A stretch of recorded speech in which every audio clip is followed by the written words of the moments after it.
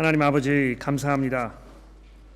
오늘 이 자리에 저희를 주의 은혜 가운데 불러주셨사오니 저희가 주의 말씀을 들을 때에 우리의 마음이 뜨거워지며 또 주를 향한 우리의 믿음이 깊어지며 또 우리의 삶을 온전한 사한 제사로 주께 드리겠다고 다짐하며 고백하는 믿음의 시간이 될 수 있도록 도와주시기를 예수 그리스도의 이름으로 간절히 기도합니다. 아멘. 마태복음 시리즈를 계속 진행하고 있습니다. 우리가 지금까지 마태복음을 이렇게 돌아보면서 굉장히 중요한 포인트를 제가 반복적으로 여러분들에게 말씀을 드리고 있지 않습니까? 예수께서 이 공생애를 시작을 하시면서 갈릴리에 두루 다니시며 회당에 들어가셔서 천국의 복음을 전파하셨다. 이렇게 4장 23절의 말씀이 우리에게 설명해 주고 있습니다. 예수께서 이 땅에서 하신 일이 무엇입니까? 이 하나님의 이 천국의 복음을 사람들에게 선포하셨다는 것이죠. 또 그 천국이 이 땅에 완성되었을 때에 우리가 무엇을 기대할 수 있는지, 또 그 천국에 들어가는 사람은 과연 누구인지, 거기에 있는 사람들의 삶의 모습이 어떤 것인지, 이런 것들을 예수께서 계속해서 말씀하고 가르치시고 그것을 보여주고 계셨던 것입니다. 그래서 이 5장, 6장, 7장 이제 우리가 이 시리즈를 작년에 했었는데요.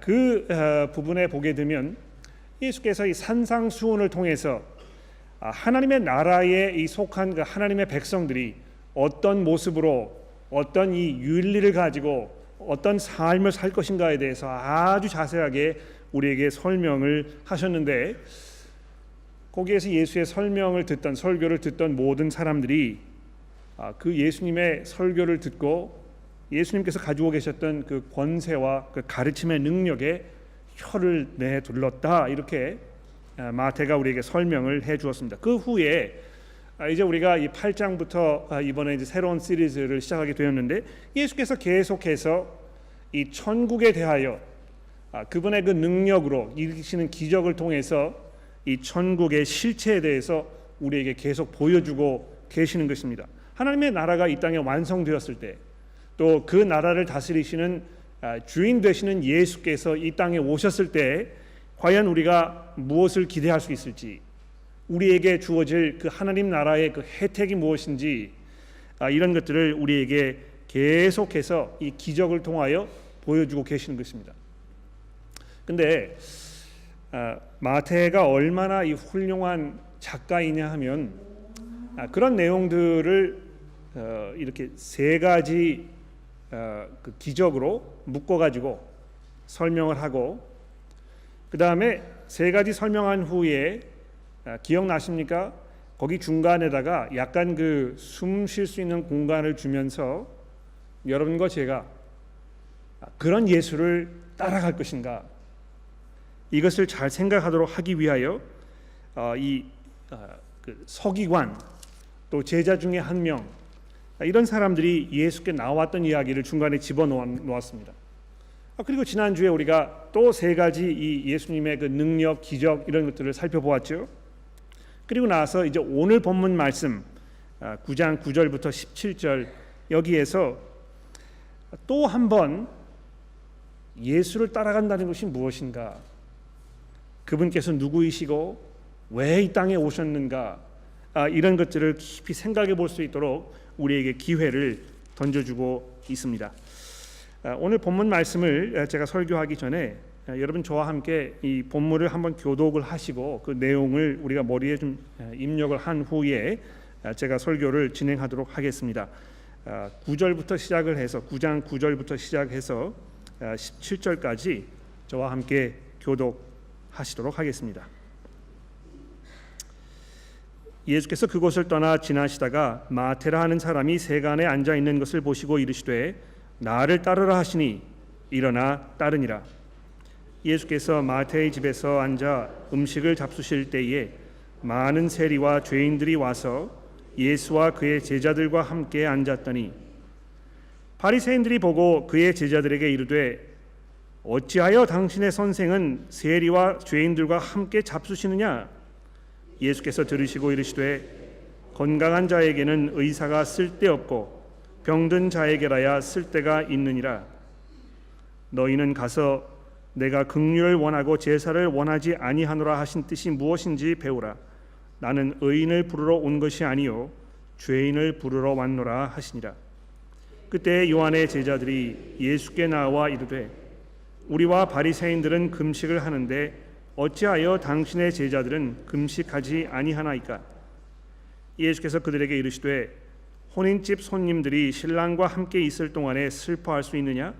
그러나 신랑을 빼앗길 날이 이르리니 그때에는 금식할 것이니라.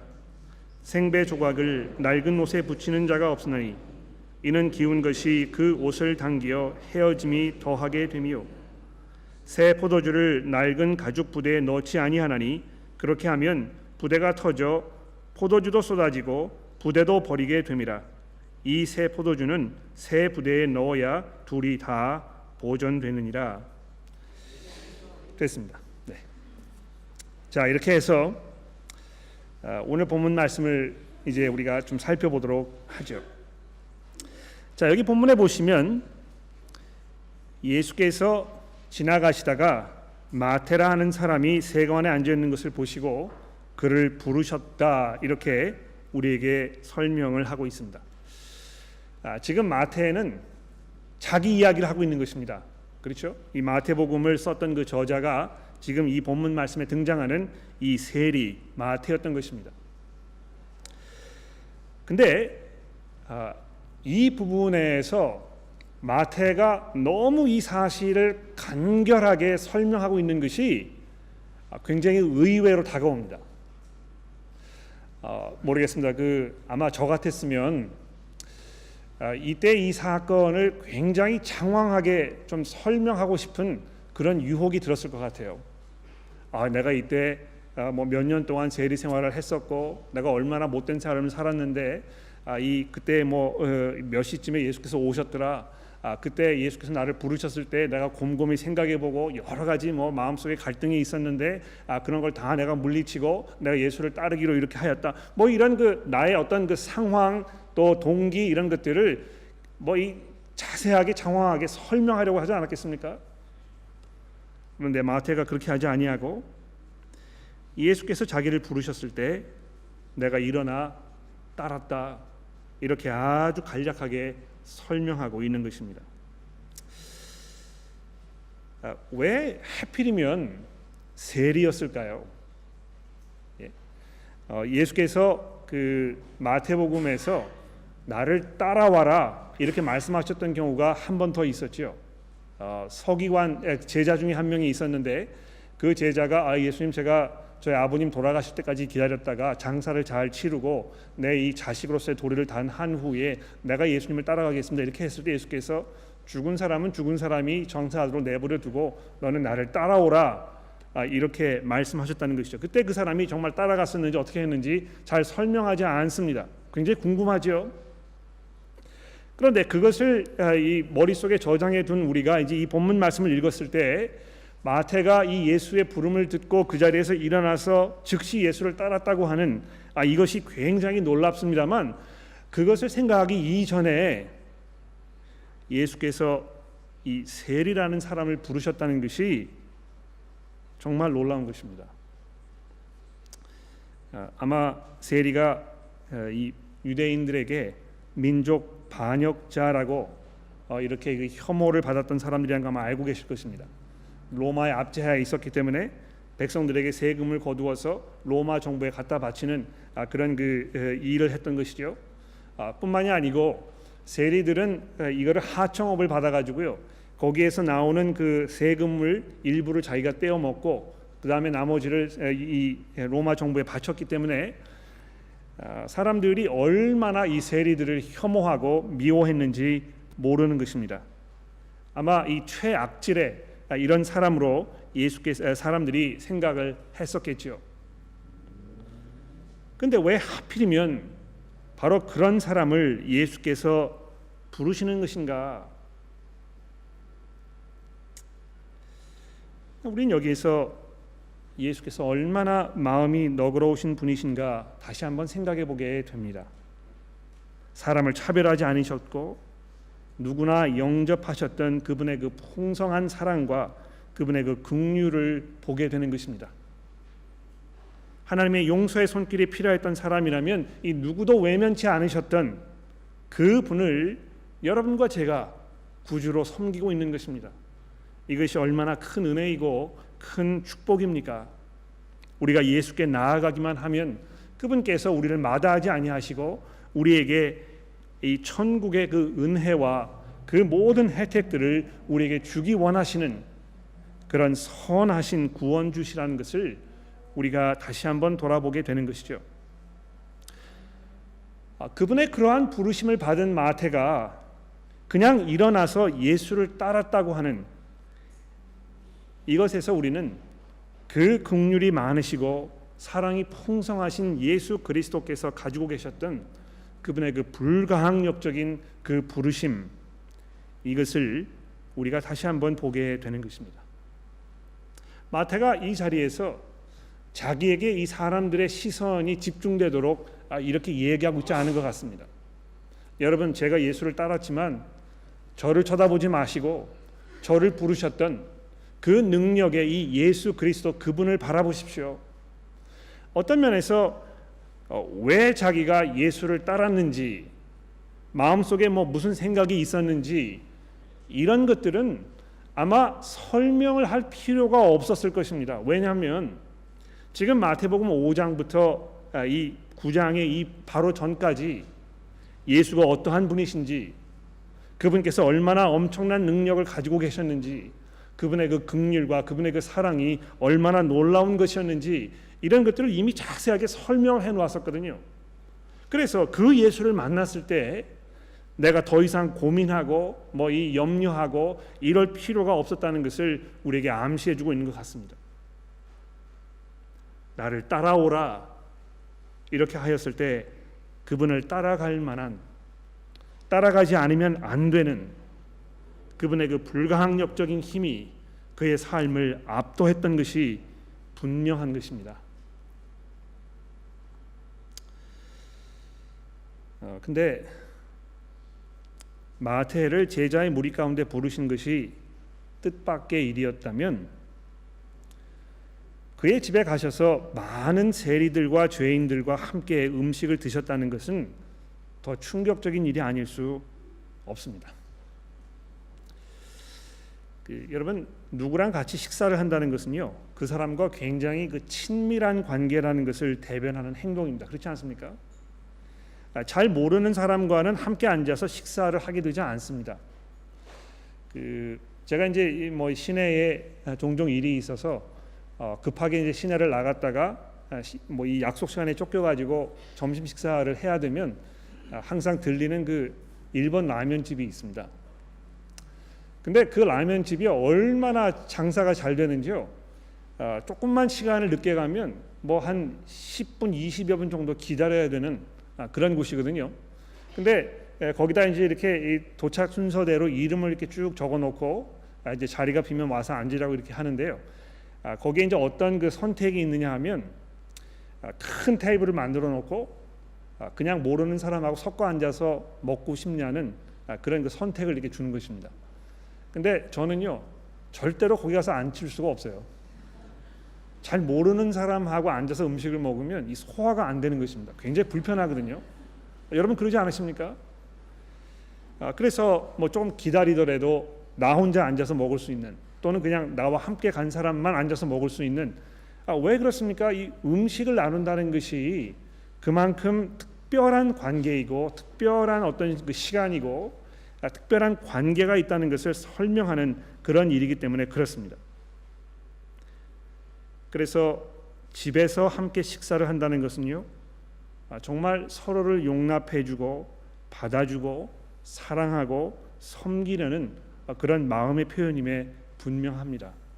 그러니까 이 마태가 예수를 자기 집에 초대하였을 때 왜 그랬겠습니까? 자기를 따라오라고 부르셨던 예수의 그 부르심에 감격하고 놀랍고 감사하여 이렇게 하지 않으면 안 되는, 그러고 싶은 이런 마음이 자연스럽게 이 마음속에 우러나지 않았겠습니까?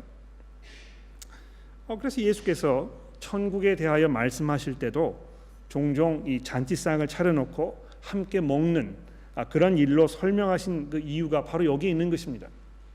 이 풍성한 음식, 거기에서 정말 사랑하는 사람들이 앉아서 서로 담소하며 마음을 털어놓고 서로를 돌아보면서 위로하고 격려하며 음식을 나누는 이런 것이 천국의 그 모습에 아주 적절한 그런 이해가 아니겠습니까? 이 본문의 어떤 그 내용과 약간 그 곁길로 가는 것이긴 합니다만, 제가 한 가지 생각해 온 것이 있어서 좀 말씀을 드려보고 싶은데요. 이 누구를 집에 초대하는, 그래서 이 사람을 접대하는 그 일이 그리스도인들에게 아주 당연하고 또 오랫동안 이렇게 이루어졌던 그런 삶의 모습이라고 생각합니다. 이 신약 성경에도 보게 되면 성도들이 서로 모여서 같이 식사하고 특히 누구의 집에서 떡을 떼고 이렇게 했던 것이 굉장히 보편적인 일이었던 것처럼 이렇게 설명하고 있습니다. 그래서 예수를 만났던 사람들도 자기 집에 예수를 초대하는 이런 일들이 복음서에 여러 번 기록되고 있거든요. 이 마태뿐만이 아니고요, 또 예수를 만났던 또 한 명의 세리가 있었죠. 기억나십니까? 삭개오라는 사람이 있지 않았습니까? 삭개오도 역시 예수께서 너 뽕나무에 내려와라, 내가 내 집에 가서 유하해야 되겠다 했을 때 금방 그 집에서 나무에서 내려와 가지고 예수를 자기 집에 초대하고 거기에서 예수께 헌신을 고백하고 이런 일들이 있지 않았었습니까?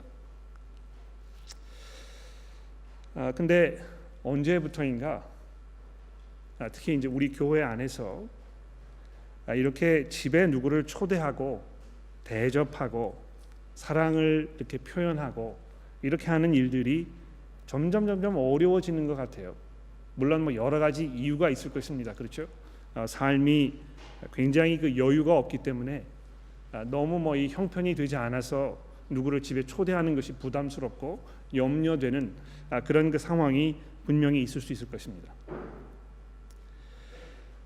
아마 그런 그 우리 삶의 변화가 어떤 그 그리스도인으로서의 삶에 대한 우리 현 주소를 이렇게 반영하고 있지 않나 하는 그런 염려가 이제 조금 있는 것입니다. 우리가 정말 성도들끼리 함께 앉아서 서로를 대접하고 함께 교제하고 또 이야기하고 신앙에 대해서 우리가 서로 격려하고 서로 위해서 기도해주고 이런 일들이 아주 당연하고 또 아름다운 그런 그 사역의 모습이라고 생각이 되는데요. 우리가 그것을 좀 회복해야 되지 않을까 이렇게 생각을 해봅니다. 어쨌든 예수께서 이 마태의 집에 가셔서 이런 그 모습을 보이셨다는 것이 여러분과 저에게 그 그리스도의 이 사랑과 그분의 그 관용과 이 너그러운 마음과 죄인들을 사랑하시는 그분의 그 긍휼하심에 대하여 얼마나 많은 것들을 이야기하고 있는지 모릅니다. 그런데 그것을 바라보고 있던 이 바리새인들이 아주 강한 불만을 터뜨리지 않습니까? 예수를 바라보면서 어찌하여 제자들에게 너희 선생은 세리와 죄인들과 함께 잡수시느냐 이렇게 질문을 하였는데요. 당신 마음대로 아무나 만나고 교제하고 영접하면 안 된다. 이것을 지금 말하고 있는 것입니다. 이 바리새인들의 생각이 얼마나 잘못된 것인지 이거 어디서부터 지적을 해야 될지 잘 분간이 안 될 정도로 참 어처구니가 없는 그런 그 얘기가 아닌가 생각해요. 이 다른 모든 사람들과 마찬가지로 사회가 정해놓은 어떤 그 종교적 윤리적 기준에 맞게 행동하라고 지금 예수께 요구하고 있었던 것입니다. 세리들과는 죄인들과는 같이 앉아서 먹으면 안 되고 교제하면 안 되는 것이 그 당시 종교적 사회적 어떤 그 윤리의 모습이었는데 당신이 뭐길래 그 사회적 종교적 이 규례를 다 깨는 것이냐고. 근데 예수께서 누구이신데 이분에게 이런 요구를 하고 있는 것입니까? 얼마나 이것이 황당하고 어리석은 그런 요구입니까? 뿐만 아니고 이 바리새인들은 세리와 죄인들을 내려다보지 않았습니까? 자신들을 그 사람보다 훨씬 나은 사람이라고 스스로 자화자찬하면서 자기를 올려놓지 않았습니까? 자기들의 눈에 있는 이 대들보는 보지 못하면서 남의 눈에 있는 먼지를 빼려고 달려드는 그런 꼴인 것입니다.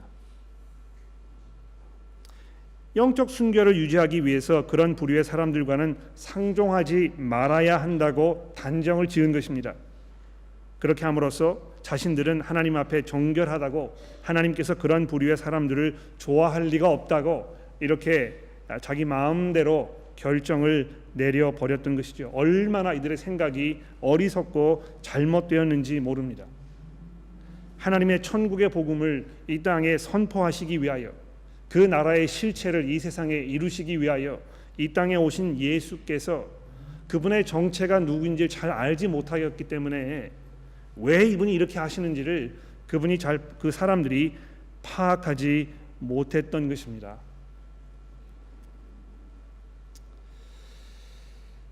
예수께서 그들에게 뭐라고 말씀하십니까? 건강한 자에게는 의사가 쓸데없고 병든 자에게라야 쓸데있느니라. 나는 의인을 부르러 온 것이 아니요 죄인을 부르러 왔노라. 여러분, 이것이 얼마나 놀라운 하나님의 은혜의 복음입니까? 예수께서 이 세상에 죄인을 부르러 오셨다는 것입니다. 여러분과 저를 부르시기 위하여 이 땅에 오신 것입니다. 하나님의 용서가 필요한 사람이라면 그 누구도 막론하지 않고 차별 없이 편견 없이 그들을 받아주시고 용납하시고 그들에게 사랑을 베푸셨던 것입니다.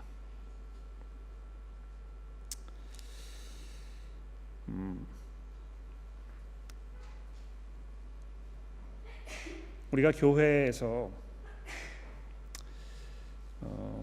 어떤 사람들이 신앙생활을 할 만한 사람들인가, 이런 평가를 종종 내리는 것 같습니다. 이렇게 보면서 이 사람은 신앙생활을 할 수 없는 사람인 것 같아. 이렇게 우리가 쉽게 정죄를 하는 것이죠. 또 그런 어떤 특정 부류의 사람이 교회에 이렇게 있는 것을 굉장히 못마땅하게 생각하는 것입니다. 저 사람은 좀 교회에 없어졌으면 좋겠다고 생각하는 것이죠. 그래서 교회 안에서 끼리끼리 이렇게 어떤 그 그룹을 짓고 다른 사람이 그 그룹에 들어올 수 없는 어떤 그 방어막을 이렇게 쳐놓고 다른 사람에게 대해서 관용을 베풀고 그 사람의 필요를 배려하고 그에게 이 복음의 이 말씀을 들을 수 있는 이 기회와 여건을 마련해 주는 그런 일에 방해가 되는 이런 모습들이 교회에 종종 있을 수 있습니다. 그렇죠? 왜 그렇습니까? 나도 하나님의 용서가 필요하지만 저 사람도 나만큼 하나님의 용서가 필요한 사람이라는 것에 대해서 이 분명한 인식이 없기 때문에 그런 것이거든요. 그냥 나만 이 하나님의 은혜 가운데 있으면 그만인 것입니다. 그래서 나와 성향이 좀 다르거나 성격이 좀 다르거나 나와 어떤 사회적인 위치나 이런 것들이 다르거나 문화가 좀 다르거나 이러면 접근하려 하지 아니하고 그들을 배척하고 배격하고 이런 것들이 우리 가운데 아주 쉽게 일어날 수 있는 것이죠. 이런 경우로 생각해 보십시오.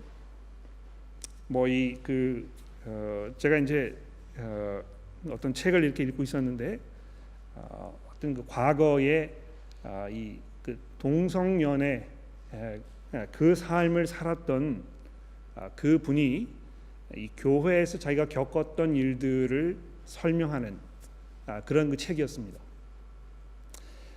근데 이분이 속해 있던 그 모든 교회에서 그분이 받았던 어떤 그 부당한 대우, 사람들의 그 편견, 또 어떤 그 거부감, 이런 것들이 얼마나 그분의 마음 가운데 큰 상처가 되었는지 모르는 것입니다. 그러니까 여러분과 제가 그렇잖아요. 어떤 그 특정한 성향의 사람이 있으면 그 사람이 하고 있는 그 행동이나 가지고 있는 생각이 나와 다르기 때문에 그 사람을 사람 취급하지 아니하고, 그래서 뭐 이 성의 문제뿐만이 아니고요, 어떤 그 정치적 성향이라든지 뭐 그 사람의 성격이라든지 이런 것에서도 똑같은 그런 모습을 보이는 것입니다.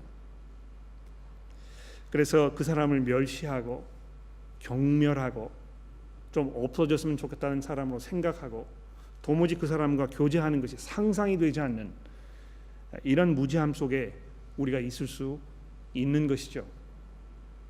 그러나 예수께서 이 세리를 찾아가셔서 그를 나를 따라오라고 부르시고 자기의 제자의 무리 가운데 집어넣으시고 그 집에 찾아가셔서 거기에다가 그 주변에 있던 모든 다른 세리들과 다른 죄인들을 다 불러다가 거기에 앉아서 함께 식사를 하고 계시는 이 예수 그분의 모습을 보았을 때 우리가 과연 교회에서 형제 자매들을 어떤 모습으로, 어떤 마음가짐으로, 어떤 태도로 대하고 있는가, 이것을 돌아보지 않을 수 없는 것입니다. 물론 예수를 따라가게 되면 분명히 회개가 있어야 할 것입니다. 그렇죠? 이 마태가 자기의 그 상황을 설명하면서 뭐라고 이야기하는지 보십시오. 나를 따라오라 이렇게 하니까 그가 일어나서 그를 따랐더라.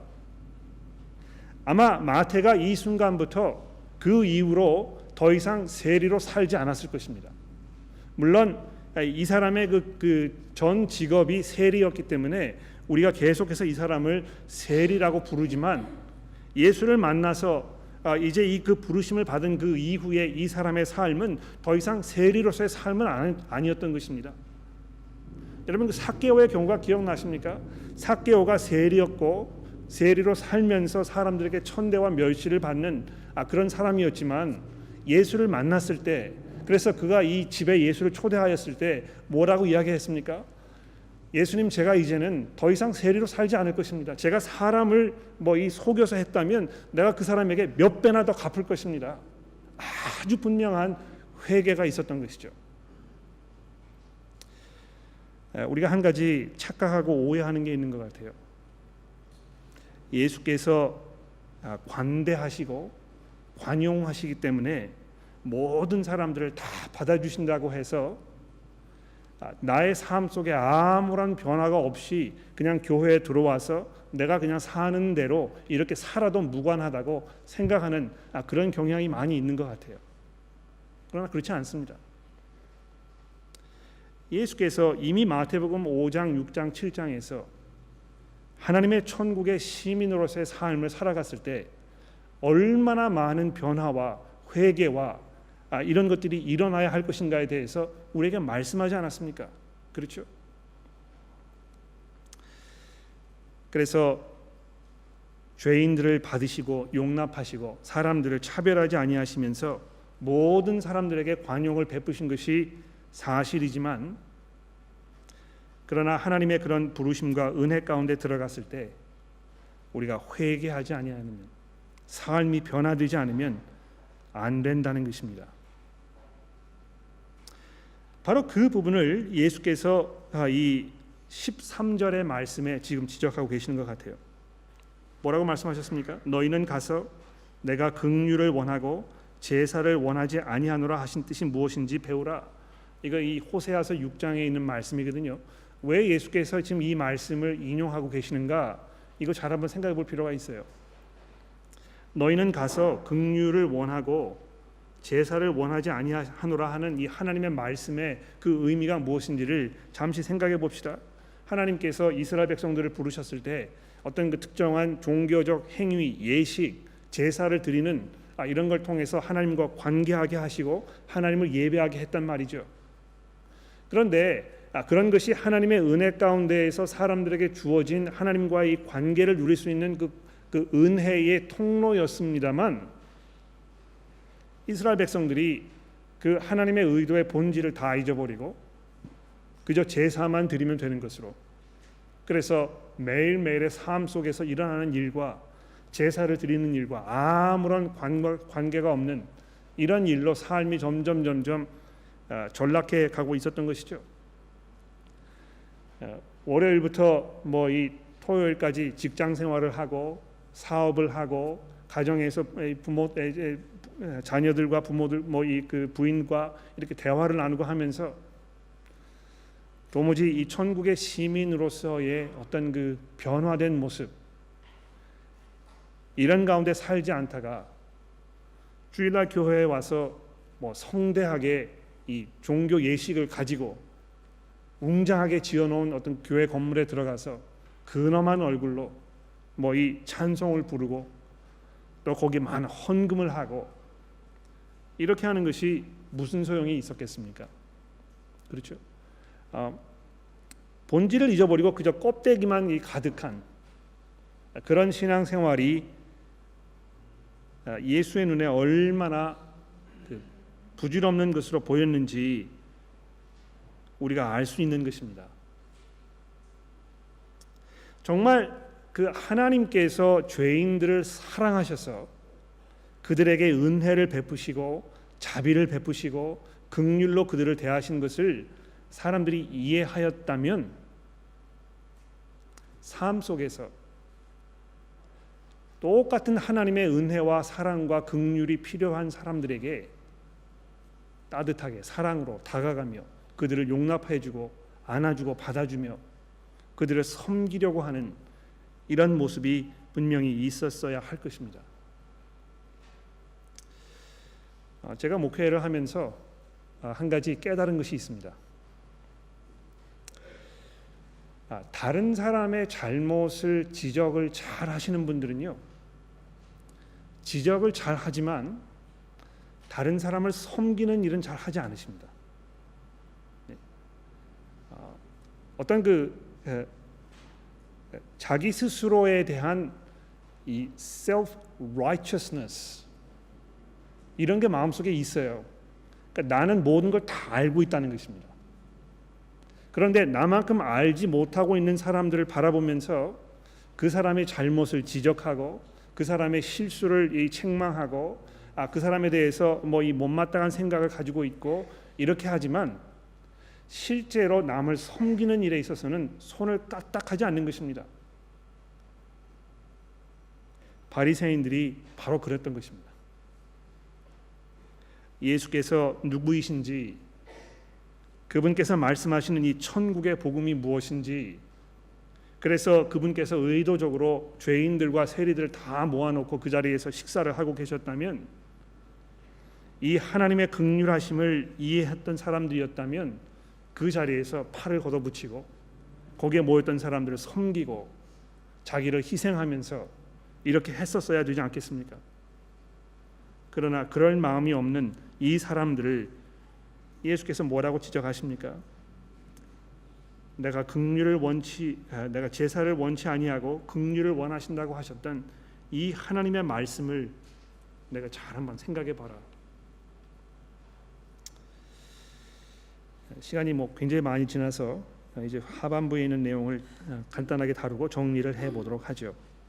두 번째 사건은 예수께서 이 금식을 하지 아니하시는 그런 모습을 보면서 다른 사람이 아니고 이 요한의 제자들이 예수께 나왔던, 그래서 질문하는 이런 장면이 소개가 되고 있습니다.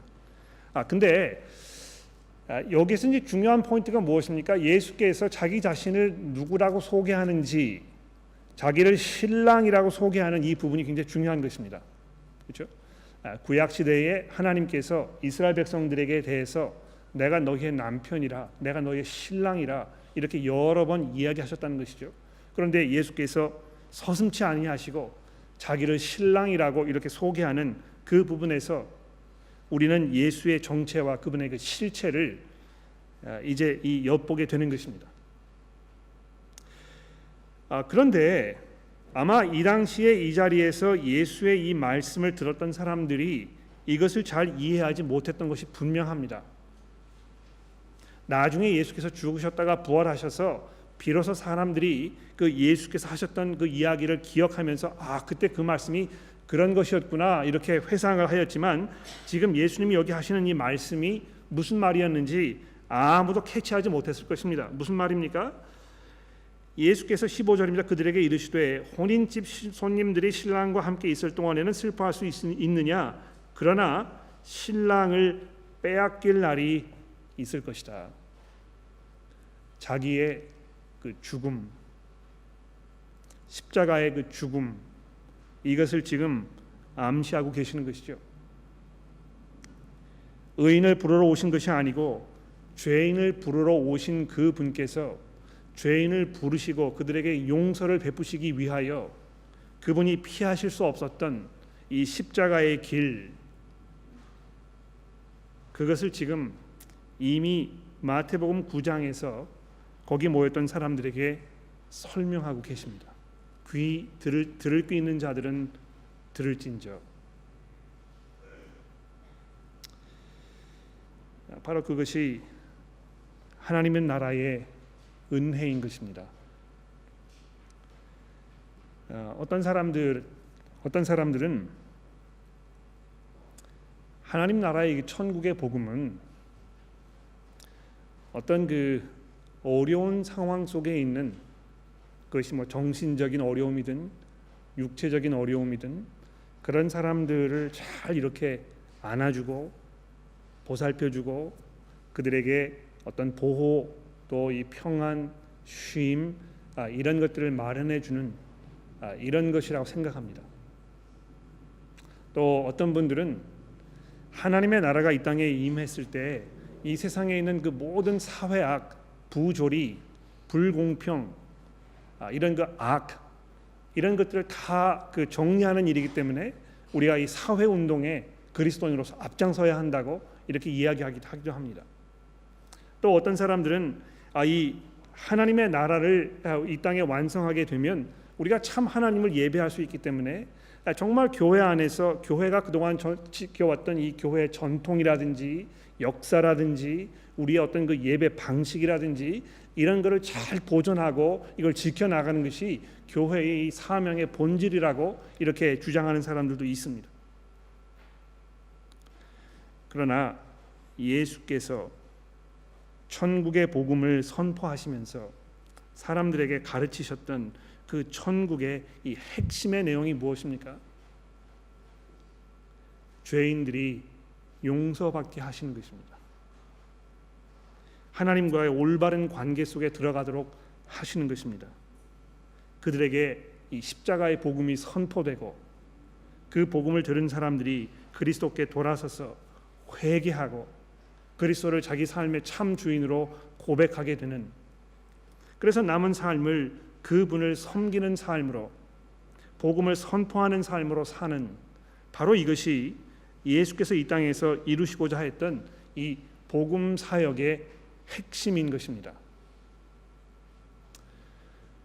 우리 교회가 교회로서 지금 무슨 일을 하고 있는 것인가? 많은 사람들이 교회에 모여서 같이 식사하고 뭐 서로의 아픔을 나누고 뭐 이 어떤 그 공동체를 이루고 거기에서 주일날 모이고 뭐 이렇게, 이것이 우리 교회의 본질입니까? 물론 그런 모든 것들이 우리 신앙생활에서 일어나는 어떤 그 부수적인 일들임에 분명합니다. 그러나 여러분과 제가 예수의 부르심을 온전히 이해하였다면 우리가 해야 할 일은 죄인들을 부르는 것입니다. 그분들에게 이 예수를 소개하고 그리스도께 돌아서도록 그분들을 위하여 기도하고 그분들을 섬기는 일입니다. 오늘 오후에 점심 식사가 끝난 후에 이 자리에서 이제 9월 한 달 동안 우리 교회에서 벌어질 그 미션에 대하여 이제 서로 기도하는 기도 시간을 가질 것입니다. 제가 뭐 이렇게 평소에 말씀드리지 않습니다만 기도회를 하게 되면 그 기도회의 참석 여부가 아마 여러분들의 신앙 상태를 잘 드러내는 어떤 그 척도라고 저는 생각합니다. 그렇죠? 정말 이 복음 전하는 일, 거기에 헌신하여 많은 사람들이 이 은혜 가운데 들어오도록 우리가 기도하고 협력하는 그런 모습이 우리 교회의 본질이라면 다른 것을 다 제쳐두고 아마 우리가 함께 합심하여 그 일을 위해서 기도해야 할 것입니다. 물론 뭐 다른 중요한 일들이 있으실지 모르겠어요. 물론 미리 예정해 놓으신 어떤 그 일들이 있어서 참석하기 어려우실지 모릅니다. 또 여러 가지 이유로 인해서 나는 이 기도회에 가고 싶지 않아, 그런 마음이 드실지도 모르겠습니다. 그러나 우리는 정말 기도가 필요합니다. 하나님의 이 복음을 필요로 하는 사람들에게 선포되어 그들이 이 예수 그리스도의 이 은혜 가운데 들어오도록 우리가 최선의 노력을 다해야 한다면 우리가 무엇을 하기에 앞서서 그분 앞에 겸손하게 우리의 무릎을 꿇고 하나님의 은혜를 우리가 간구해야 할 것입니다. 예수께서 이 땅에 의인을 부르러 온 것이 아니고 죄인을 부르러 오셨다는 그 은혜의 복음, 바로 이 복음 때문에 여러분과 제가 이제 오늘 이 자리에 있다는 사실을 기억하면서 복음을 필요로 하는 사람들을 향하여 우리가 너그럽게 사랑으로 인내심으로 섬김을 마다하지 말아야 할 것입니다. 기도하겠습니다.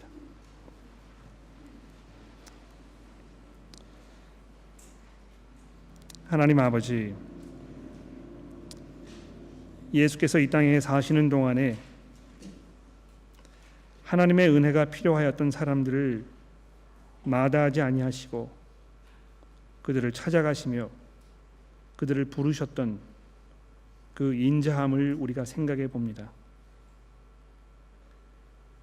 주께서 주의 복음 전하는 자들을 통하여 저희들까지도 찾아오시고 주의 성령으로 그리스도께 돌아서게 하셨으니 하나님, 이것이 얼마나 놀라운 은혜이며 축복입니까?